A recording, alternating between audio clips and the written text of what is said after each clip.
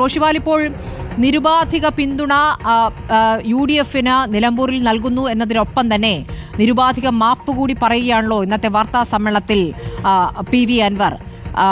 P. Sasi പറഞ്ഞിട്ടാണ് 150 കോടി രൂപയുടെ അഴിമതി ആരോപണം പ്രതിപക്ഷ നേതാവിനെതിരെ താൻ ഉന്നയിച്ച് അതിൽ താനിതാ മാപ്പ് പറയുന്നു എന്നാണ് പറയുന്നത്. നേരത്തെ അദ്ദേഹം ആ ഖേദപ്രകടനം കഴിഞ്ഞ ഉപതെരഞ്ഞെടുപ്പ് മുമ്പ് നടത്തിയാണ്. പക്ഷേ ഇതിപ്പോൾ ഒരു ശക്തമായ മാപ്പ് പറച്ചിലായിരിക്കുന്നു.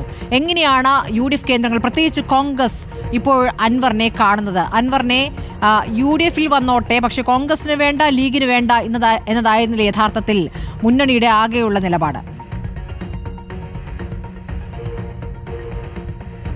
സ്മൃതി, ഒന്ന് നേരത്തെ പ്രതിപക്ഷ നേതാവ് VD സതീശനെതിരെ നിയമസഭയിലും പിന്നീട് അത് വാർത്താ സമ്മേളനത്തിലടക്കം ഉന്നയിച്ച വലിയ അഴിമതി ആരോപണമുണ്ട്. അതിനൊപ്പം തന്നെ രാഹുൽ ഗാന്ധിയുമായി ബന്ധപ്പെട്ട് ഉന്നയിച്ച വിമർശനം, ഇതൊക്കെയാണ് കോൺഗ്രസിലെ നേതാക്കൾ PV അൻവറിനെ സ്വീകരിക്കരുത് എന്ന ശക്തിയുക്തം ഉന്നയിച്ച നേതാക്കൾ പ്രധാനമായും ഉയർത്തിയ വാദങ്ങൾ.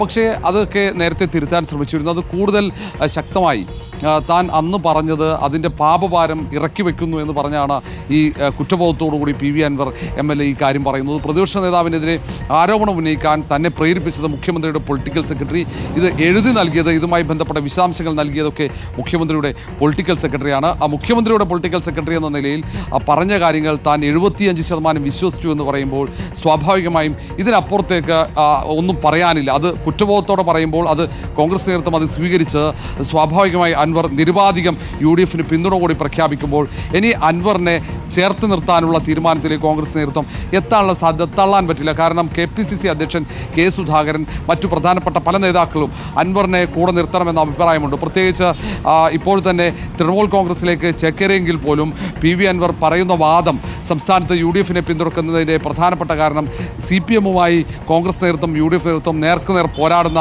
സംസ്ഥാനമാണ് കേരളം. അവിടെയാണ് പ്രതിപക്ഷത്തിന് ശക്തി പകരുന്ന പ്രതികരണങ്ങൾ അൻവറിന്റെ ഭാഗത്തുനിന്ന് വരുന്നു. പിണറായിസത്തിനെതിരെയാണ് തന്റെ പോരാട്ടം എന്ന് പറയുമ്പോൾ ആ പിണറായിസത്തിനെതിരായ പോരാട്ടത്തിൽ UDF-നൊപ്പം നിരുപാധികം നിൽക്കുക എന്നതാണ് തന്റെ ഉദ്ദേശ്യമെന്നും അൻവർ ചൂണ്ടിക്കാണിക്കുമ്പോൾ അത് UDF പൂർണ്ണമായും ഉൾക്കൊള്ളുമോ? കോൺഗ്രസ് നേതാക്കളുടെ പ്രതികരണം എന്താണ്? നിലമ്പൂരിൽ സ്ഥാനാർത്ഥിയെ കൂടി റിക്വസ്റ്റ് ഡിമാൻഡായി മുന്നോട്ട് വയ്ക്കുമ്പോൾ അതിനോട് കോൺഗ്രസ് നേതാക്കളുടെ പ്രതികരണം എന്താണ് എന്നൊക്കെ വരും നിമിഷങ്ങളിൽ നമുക്കറിയാം.